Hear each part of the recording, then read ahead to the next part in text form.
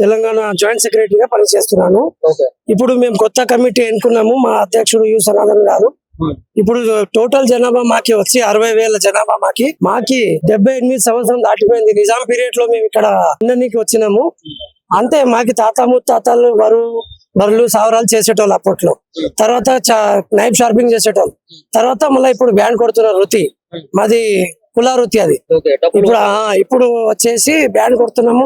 కొందరు షాప్ లా పని చేస్తున్నాము. ఇప్పుడు ఏమంటే 59 కులాల్లో మాది ఒక 43 క్రమ సంఖ్య నంబర్. అంటే మా జనాభా 60,000 టోటల్ జనాభా ఉంటే మందాకృష్ణ గారు నిన్న స్పీచ్ లో చెప్పారు, బి గ్రూప్ లో ఉన్న వాళ్ళు మాంగారెడ్డి గ్రూప్ ని ఏ గ్రూప్ లో చేర్చాలని చెప్పారు, బి గ్రూప్ లని మళ్ళా చేర్చాలని చెప్పారు. కానీ ఏ నాటికి కూడా మా మాంగారెడ్డి సంక్షేమ సంఘం నుండి మాకి పిలవలేదు. అన్ని కులాలకి ఒల్యాదాసురికి పిలిచారు, గుడుగ జంగాలకి పిలిచారు.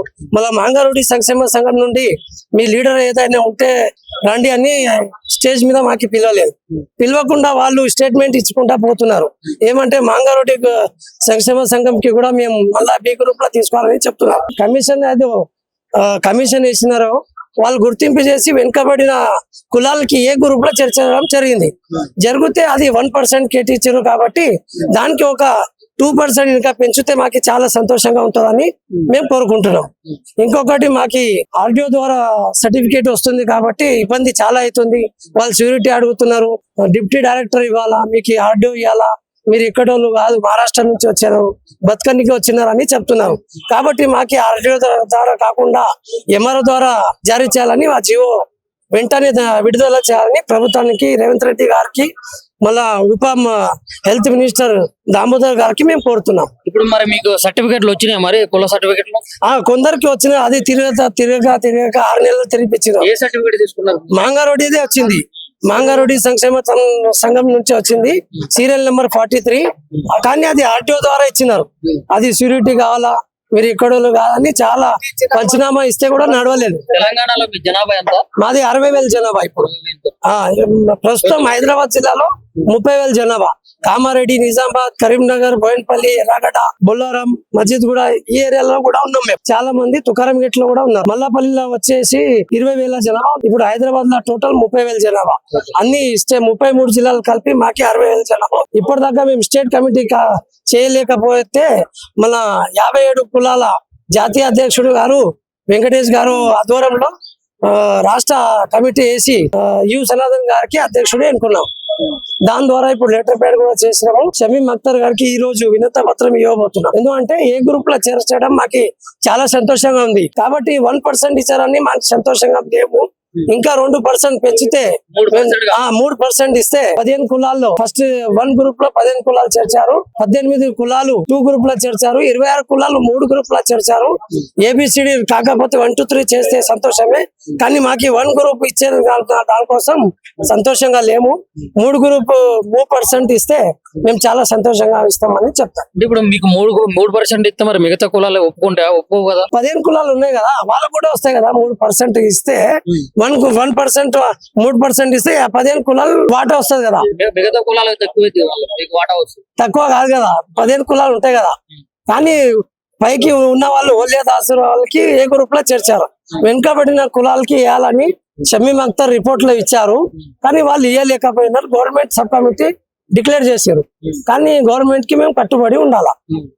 కోర్టు నుంచి ఇచ్చిన తీర్పు ఏంటంటే వర్గీకరణ అనేది వెనకబడ్డ కులాలు ఏవైతే ఉన్నాయో వాటికి న్యాయం జరిగే విధంగా ఉండాలని చెప్పేసి కోర్టు నుంచి అయితే తీర్పు రావడం జరిగింది. మరి ఇప్పుడు సుప్రీం నుంచి వచ్చిన తీర్పు ప్రకారంగా ఇక్కడ అమలు అవుతుందంటారా? సుప్రీంకోర్టు ఇచ్చిన తీర్పు ప్రకారం 341 ఆర్టికల్ ప్రకారమే అమలు అవుతుంది. కానీ పర్సంటేజ్ లా 22% పెంచాలని మేము కోరుకుంటున్నాం. ఇప్పుడు 78 సంవత్సరం నుంచి 15% పర్సంటేజ్ ఉంది ఎస్సీలకి. మళ్ళీ 85% వాళ్ళకు ఉన్నది, వేరే వాళ్ళకి అగ్రకులాలకి.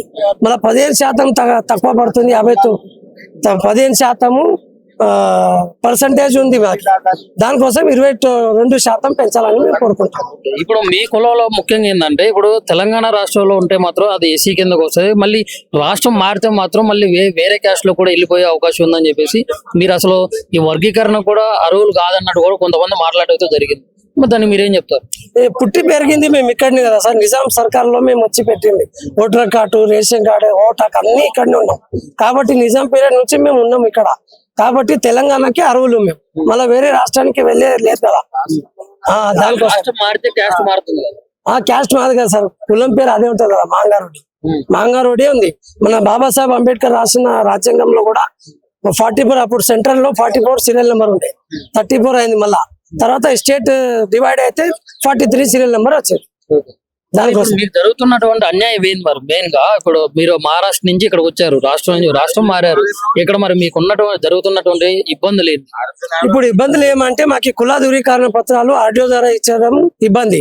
ఇంకోటి ఎస్సీ కార్పొరేషన్ రుణాలు కూడా 2 కులాలకే దక్కుతున్నాయి, మాదికాకే. మళ్ళీ మా కులానికి ఇవ్వాలంటే ఇప్పటిదాకా ఒక్కరు కూడా మేము తీసుకోలేదు ఎస్సీ కార్పొరేషన్ రుణాలు. దళిత్ బంధు కానీ మన కేసీఆర్ గారు కూడా ఇచ్చారు, దళిత్ బంధు కూడా మాకు దక్కలేదు. డబుల్ బెడ్రూమ్ దక్కలేదు. ఇప్పుడు ఇందిరమ్మ ఇల్లు కూడా మాకు దక్కలేదు. అన్ని ఇంట్లో మేము వెనకబడి ఉన్నాం. అంటే గవర్నమెంట్ నుంచి వచ్చే ఏది కూడా మీకు గవర్నమెంట్ నుంచి వచ్చే బెనిఫిట్ ఇన్ని కూడా మాకే దొరకలేదు ఇప్పటిదాకా. అంటే మీరు అసలు మామూలుగా రాష్ట్రం మారడానికి గల కారణం ఏంటి? మరి మీరు రాష్ట్రం మారటంతో పాటు మీ కుల వృత్తిని కూడా మార్చుకున్నారు, అట్లాంటి పరిస్థితి ఎందుకు వచ్చిన? కుల వృత్తులు అంటే అప్పట్లో మా తాత ముత్తాతలు వచ్చిన వృత్తులు మాకు తెలియదు కదా. ఇప్పుడు ఏమంటే కొత్త లేటెస్ట్ గా బ్యాండ్ కొట్టడం, నైఫ్ షార్పింగ్ చేస్తున్నారు ఇప్పట్లో. అప్పుడు తాత ముత్తాతల్లో అప్పుడు మనకు తెలియదు కదా. అప్పుడు మేము అక్కడ లేకుండే మహారాష్ట్రలో. ఇప్పుడు మేము ఇక్కడ పుట్టి పెరిగింది కాబట్టి ఇక్కడిది తెచ్చుకున్నాం. కుల వృత్తిని ఇది మారిపోయింది అట్లా. ఇప్పుడు మీ కులంలో ఉన్నటువంటి ఏదైతే ఇబ్బందులు ఉన్నాయో మరి ఆ ఇబ్బందుల గురించి మీకోసం పోరాడినటువంటి మందకృష్ణ మాదిగ గారు కానీ మరి ప్రభుత్వానికి మీరు ఏం చెప్పదలుచుకున్నారు? ఇప్పటిదాకా మందకృష్ణ మాదిగ గారు మా గురించి ఇప్పటిదాకా పిలవలేదు, మా కోసం మాట్లాడడం లేదు. ఏమంటే 57 కులాల అధ్యక్షుడు, జాతీయ అధ్యక్షుడు వైడి వెంకటేష్ గారు ఆధ్వర్యంలో మేము 2-3 సార్లు కమిషన్ గారికి కూడా కలిసాము. మళ్ళా దామోదర్ రాజనరసింహ కూడా కలిసాము. మళ్ళా హెల్త్ మన సబ్ కమిటీ ఉన్న 6 మంత్రి గారికి వినత పత్రం ఇచ్చాము. ఈ అన్ని ఉప కులాలకు లీడర్ చేసే వ్యక్తి మన వైరి వెంకటేష్ అన్న గారికి చాలా ధన్యవాదాలు తెలియజేస్తాం. ప్రభుత్వానికి ఏం చెప్తారు? ప్రభుత్వానికి కూడా చాలా ధన్యవాదాలు. ఇక ఉప కులాలకి గుర్తింపు వచ్చిందంటే ఇప్పుడు రేవంత్ రెడ్డి గారితో వస్తుంది. మళ్ళా మన హెల్త్ మినిస్టర్ దామోదర్ సార్ కూడా ఉప కులాలకి అందరికి తేవండి అన్న సమస్యలు ఉంటే మేము మినిస్టర్ గారి దగ్గర తీసుకుపోతాము. ఏమైనా ఉంటే నా దగ్గర రండి. కుల ధృవీకరణ కూడా వారంలో మీకు ఆడియో ద్వారా కాకుండా ఎమోరా ద్వారా ఇప్పిస్తామని చెప్పారు. మంత్రి గారు కూడా చెప్తే స్పందన ఇచ్చారు.